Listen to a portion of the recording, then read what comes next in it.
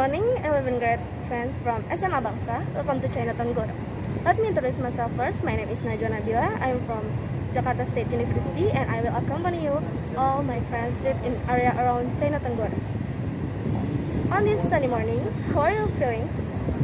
Do you enjoy visiting the Chinatown area of Glodok? Or has anyone visited the place before? As far as I know, in 11th grade, there is a material about conflict and social violence. Am I right? Well, in Chinatown Glodok, there was a riot caused by social conflict. Curious, right? Well, after seeing the enthusiasm of you, let's start our adventure down on this Chinatown Glodok.